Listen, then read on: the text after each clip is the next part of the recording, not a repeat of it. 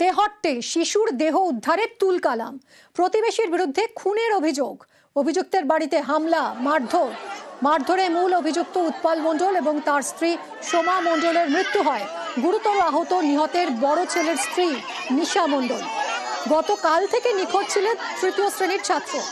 সকালে পুকুর থেকে তার ত্রিপল মোড়া দেহ উদ্ধার হয়। শিশু খুনের অভিযোগে উত্তেজনা ছড়ায়।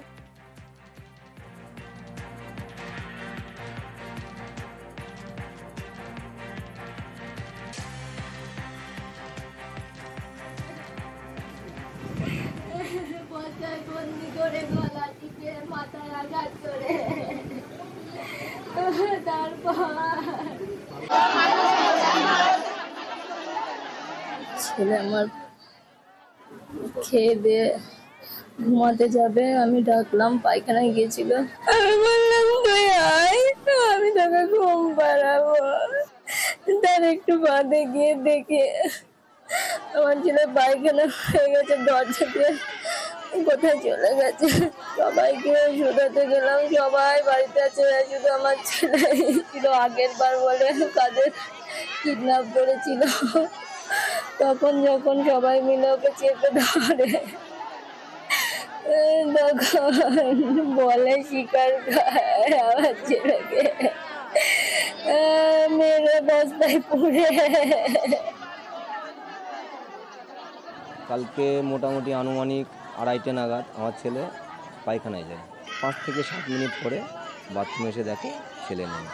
তখন থেকে খোঁজাখুঁজি আরম্ভ হয়। আমি বাড়ি ছিলাম না। আমার ছেলে সন্ধ্যা 6টার আগেই বাড়ি ঢুকে পড়ে। যখন 6টা পেরিয়ে গেল আমি দেখলাম যে কোনো কিছু একটা হয়েছে। যত জায়গা আছে, ওর বন্ধু বান্ধব প্রত্যেক জায়গায় আমি খোঁজ করেছি। সকালবেলা হলো, তখন আমি দেখলাম আমাদের পাশে একটা গর্ত আছে, আমার ছেলের মৃতদেহ আমি সেখানে দেখতে পেলাম। এটা প্ল্যান মাফিক মার্ডার টাইপের। কে করেছে আমি সেইভাবে বলতে পারবো না। না, উৎপলের সাথে আমার কোনো ধরনের শত্রুতা ছিল না, ও আমার ছোটোবেলাকার বন্ধু ছিল। তেহট্টে শিশু খুনে কি পাচার চক্র? নিহত অভিযুক্তের পাচার যোগের সন্দেহ।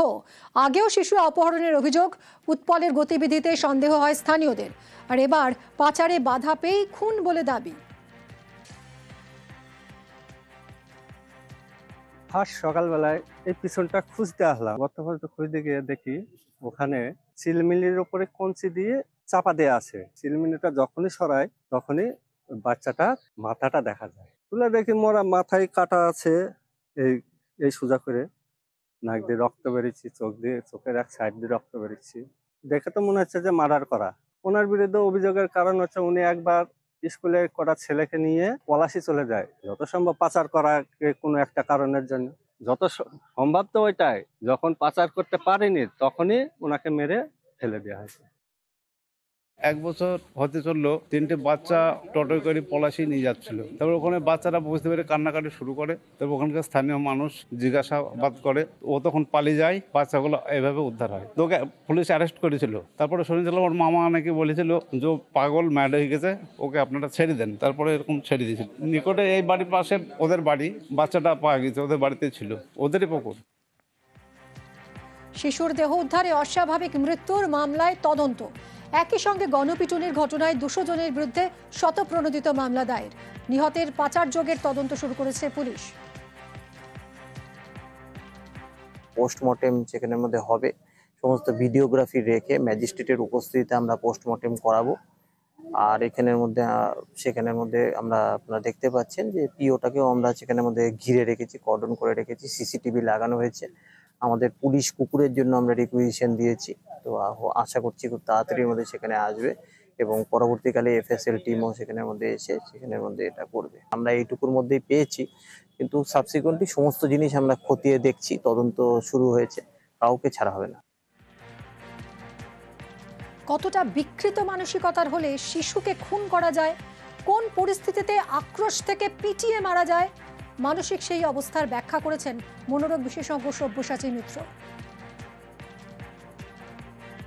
এখানে 3টে হত্যা হয়েছে। বাচ্চাটাকে হত্যা করাটাও যতটাই ঘৃণ্য, তেমনি এই দুজনকে পাবলিকলি লিঞ্চ করে মেরে দেওয়াটাও ঠিক ততটাই ঘৃণ্যতম একটা অপরাধ।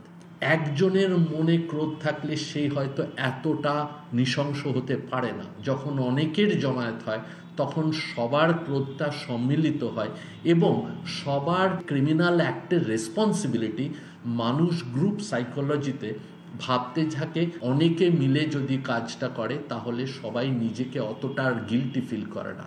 খুব দুঃখজনক ঘটনা, তবে সভ্য সমাজ হিসেবে আমাদের নিজেদের হাতে আইন তুলে নেওয়াটা আমি একদমই বাঞ্ছনীয় মনে করি না। রাজস্থানের জয়পুরে বাড়ি ভেঙে মৃত বাংলার 2। ভারী বৃষ্টিতে বাড়ি ভেঙে পড়ে এবং 2জন পরিযায়ীর মৃত্যু হয়েছে। নিহত পূর্বস্থলীর কাশীপুর গ্রামের 2 বাসিন্দার।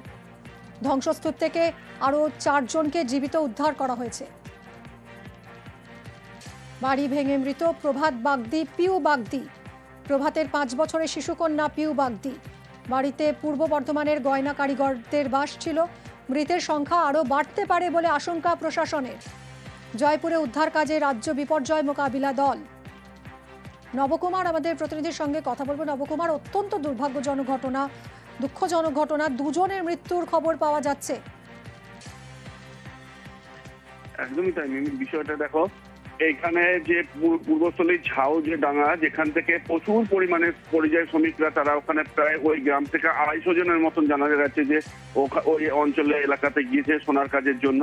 এরা 2004 সালে গিয়েছিল এই পরিবারটি, এবং তারপর থেকে সেখানে তারা থাকে এবং যে বাড়িতে ভাড়া নিয়ে থাকে সেখানে রীতিমতন ভাবে জলে সেই বাড়িটি ধসে পড়ে এবং সেখানে তাদের পুরো ফ্যামিলিটাই চাপা পড়ে যায়। এখানে প্রায় 4-5 জন চাপা পড়ে, তার মধ্যে মেয়ে এবং বাবার মৃত্যু হয়েছে, এটাই জানা গেছে পরিবার সূত্রে। এবং তার যে স্ত্রী আছেন প্রভাত বাগচি, তারও আহত অবস্থায়, খুব গুরুতর আহত অবস্থায় জয়পুর একটি হসপিটালে ভর্তি আছেন। এবং তাছাড়া বাকি যে পরিবারের 2 তার ভাইয়েরা আছে প্রভাতের, তারা ফোন করে বাড়িতে জানায় এই দুর্ঘটনার কথা। এতেই শোকের ছায়া নেমে এসেছে। কি ব্যবস্থা করা হচ্ছে নবকুমার? এই বিষয়ে স্থানীয় যে বিধায়ক আছেন তপন চ্যাটার্জি, তারা তাদের কাছে যান এবং জানতে পারেন যে তাদের আর্থিক এরকম কোনো আনুকূল্যতা নেই, সেই জন্য তিনি সরকারিভাবে সেই দেহ আনবার জন্য প্রতিশ্রুতি দেন পরিবারদের এবং সমবেদনা জানান। মিমি, ধন্যবাদ নবকুমার। 100 দিনের কাজই বন্ধ করে দিয়েছে, কিন্তু আজকে যদি 100 দিনের কাজটা থাকতো তাহলে মানুষকে তো হয়রানি হতে হতো না, কাউকে যেতে হতো না ওই জায়গায়, তারা তো মানুষ মারা যেত না। এটা ঘটনা। এই এলাকা থেকে বলছে প্রায় 200-250 জন এরকম বাইরে থাকে। বাইরে থাকে, এরকম কেন যেতে হচ্ছে? তারা ওই কাজের তাগিদে যায়। মাটির রাস্তার জায়গায় তৈরি হবে ঢালাই রাস্তা। 1.5 বছর আগে টাকা বরাদ্দ হলেও কাজ শুরুই করেনি ঠিকা সংস্থা। সম্প্রতি এই খবর দেখায় নিউজ 18 বাংলা, আর তারপরেই পদক্ষেপ। অবশেষে কাজ শুরু হয়েছে।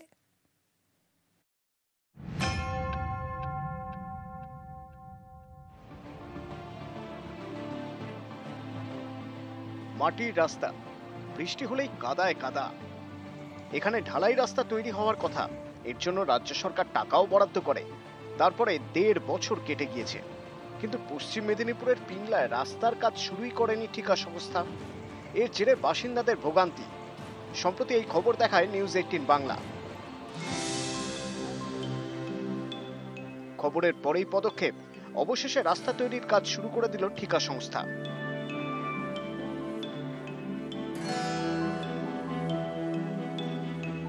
আমাদের অনেকদিন রাস্তা খারাপ ছিল, জিসিপি এসেছে, মাল টাল পড়ছে, রাস্তাটা হবে, এটুকু শুনে আমরা খুশি। ইট পড়ছে, সব মাটি সব খনন চলছে, কাজ চলবে, এটাই সবাই খুশি। পিংলার খিরাই পঞ্চায়েত অফিস থেকে সাহারদা হাই স্কুল পর্যন্ত 6 কিলোমিটার রাস্তা। এখানেই ঢালাই রাস্তা তৈরি হওয়ার কথা। বছর 1.5 আগে প্রায় 2,96 লক্ষ টাকা বরাদ্দ করে পঞ্চায়েত ও গ্রামোন্নয়ন দপ্তর। সেই মতো রাস্তায় পথশ্রীর বোর্ডও বসানো হয়, কিন্তু এতদিন রাস্তার কাজ শুরুই করেনি ঠিকা সংস্থা।